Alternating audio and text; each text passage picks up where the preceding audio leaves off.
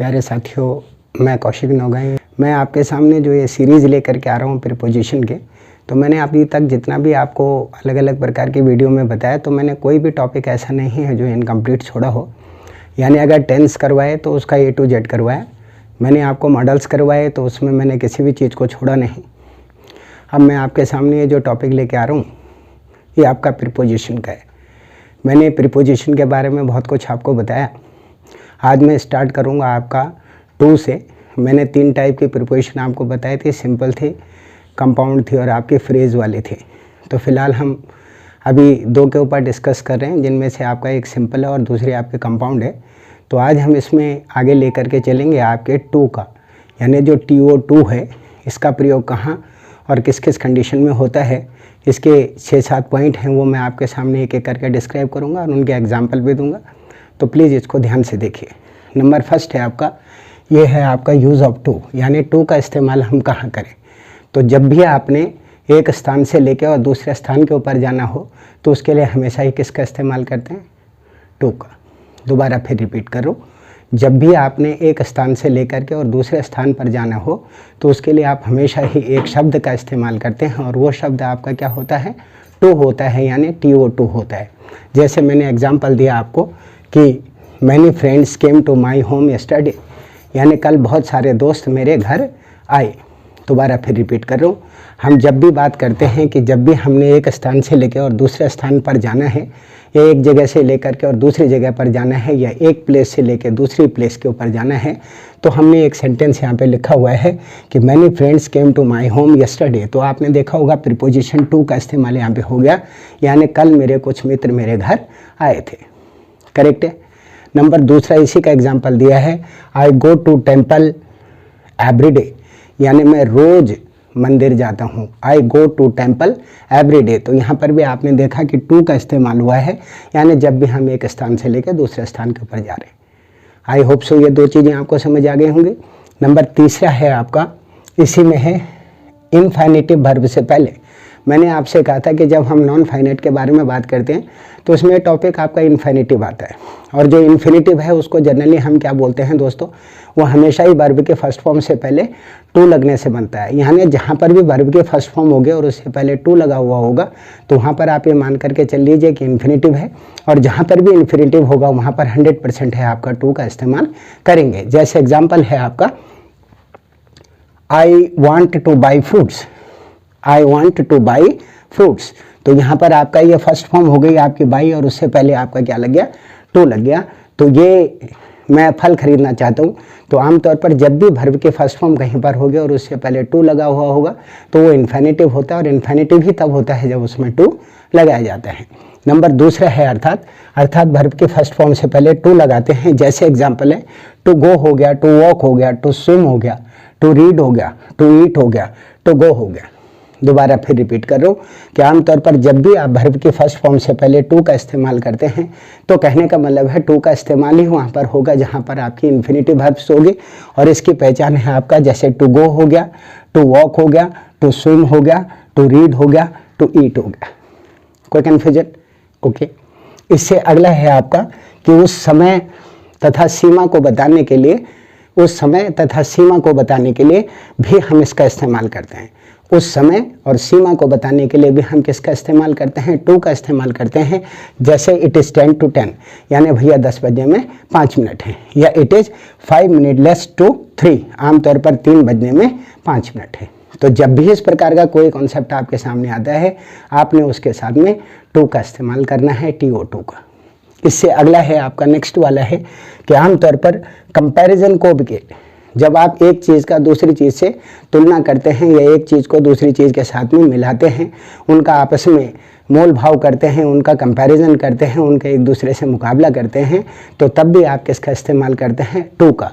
जैसे एग्जांपल है कि Sita is superior to Gita, यानी जो सीता है वो गीता से सुपीरियर है। तो आपने यहाँ पे टू का इस्तेमाल किया क्योंकि ये कंपैरिजन को करता है, यानी तुलना हमें बताता है। और आगे है आपका सीनियर टू मी, आमतौर पर वो भैया मुझसे वरिष्ठ है, तो यहाँ पर भी आपने यहाँ टू का इस्तेमाल किया है। तो एक सिंपल सा कॉन्सेप्ट है कि जहाँ पर भी आपने कंपैरिजन करना होगा या तुलना करनी होगी वहाँ पर भी आप TO2 का इस्तेमाल करेंगे। उससे जो अगला वाला है, जो नेक्स्ट वाला है, ये है आपका इमोशन और फीलिंग्स को बताने के लिए। इमोशन और फीलिंग्स को बताने के लिए जब भी आपने अपनी भावनाओं को किसी के सामने प्रकट करना हो, या आपने कोई अंदरूनी आपके अंदर कोई ऐसी फीलिंग्स हैं जिसको आप दूसरे के सामने डिस्क्राइब करना चाहते हैं, तो उसके साथ में भी हम टू का इस्तेमाल करते हैं, TO2 का। जैसे एग्जांपल है आपका यहाँ पर एक लिखा हुआ है मैंने, he is cruel to the animals. आमतौर पर उसका जो व्यवहार है वो जानवरों के प्रति बहुत ज़्यादा कठोरता का है। कहने का मतलब है दया का भाव उसके अंदर जानवरों के प्रति नहीं है। वो बहुत ही निष्ठुर, बहुत ही जो है रूड प्रकार का नेचर जो है जानवरों के साथ में अपनाता है। तो जहाँ पर भी आपने किसी चीज़ की फीलिंग्स या इमोशन को बताना होगा, भावनाओं को बताना होगा, वहाँ पर भी आप टू का इस्तेमाल करेंगे। उससे अगला है आपका रिजल्ट और परिणाम को बताने के लिए। यानी जब भी आपने कोई रिजल्ट और कोई परिणाम अपने सामने प्रकट करना होगा या उसके विषय में आपने जानकारी देनी होगी, यानी आप किसी को रिजल्ट बता रहे या आमतौर पर उसका परिणाम बता रहे हैं, तो इसके लिए भी हम ऑलवेज ही किसका इस्तेमाल करते हैं, TO2 का इस्तेमाल करते हैं। जैसे my speech was torn to pieces. कहने का मतलब आपका क्या है कि भैया जो मैंने भाषण लिखा हुआ था उसके टुकड़े टुकड़े कर दिए, यानी उसको फाड़ दिया। तो आमतौर पर यहाँ क्या बता रहे हैं वो कि परिणाम, भाषण का परिणाम क्या निकला कि उसको फाड़ करके फेंक दिया गया। तो ये है आपका कि रिजल्ट और परिणाम को बताने के लिए भी इसका इस्तेमाल करते हैं। और उससे अगला है आपका नंबर 7 है, ये है आपका इनडायरेक्ट ऑब्जेक्ट के साथ। एक तो सीधे ऑब्जेक्ट होते हैं और एक अप्रत्यक्ष होते हैं, यानी जो इनडायरेक्ट फॉर्म के अंदर होते हैं। तो इनडायरेक्ट ऑब्जेक्ट को बताने के लिए भी हम इसका इस्तेमाल करते हैं। जैसे mister Gupta teach Sanskrit to अस।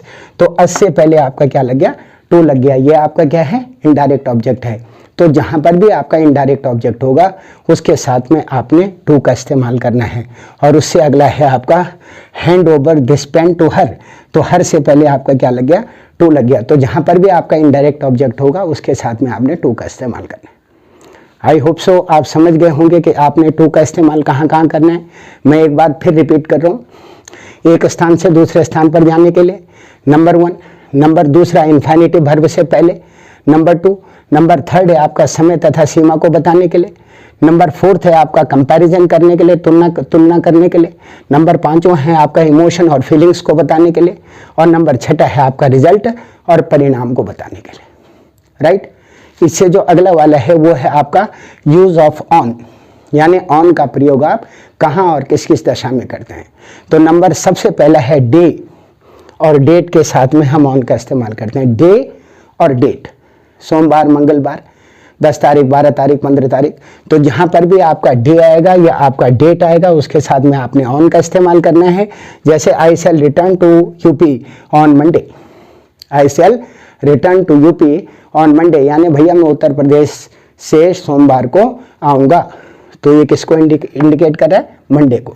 और आगे है आपका India became Republic on 26 Jain 1950, यानी हिंदुस्तान कब आज़ाद हुआ था, गणतंत्र कब बना था, 26 जनवरी 1950 को। तो यहाँ पर भी आपने किसका इस्तेमाल किया, आपने यहाँ पर भी ऑन का इस्तेमाल किया और यहाँ पर भी आपने ऑन का इस्तेमाल किया। राइट। तो डे तथा डेट के साथ। इससे अगला है किसी वस्तु की स्थिति को स्पष्ट करने के लिए। अगर आपने किसी भी चीज़ की कंडीशन को क्लियर करना है, किसी भी चीज़ की कंडीशन को साफ करना है, बिल्कुल ओके करना है, उसके बारे में कोई डाउट नहीं रखना है, तो उसके लिए भी आप ऑन का प्रयोग करते हैं। जैसे mister K written a book on poetry. श्रीमान के ने किसके ऊपर किताब लिखी, कविताओं के ऊपर या कविता संग्रह के ऊपर किताब लिखी। इससे जो अगला वाला है ऊपर नीचे वाली वस्तु को छूने की अवस्था में।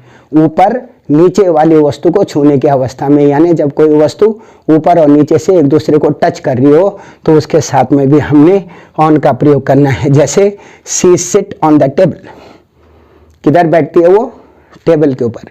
आगे है आपका the books are lying on the table. किताबें कहाँ पड़ी हैं, टेबल के ऊपर पड़ी हैं, छू रही है ना एक दूसरे को। और इससे अगला है आपका और कहाँ कहाँ इसका इस्तेमाल करते हैं, ऑन फुट हो गया, ऑन द वे हो गया, ऑन द रूफ हो गया, ऑन द स्पॉट हो गया। यानी जहाँ पर भी आप इन सारी की सारी चीज़ों को, जहाँ पर एक चीज़ दूसरी चीज़ से अटैच हो रही है या टच कर रही है, वहाँ पर भी ऑन का प्रयोग किया जाता है। कोई कन्फ्यूजन है? ओके।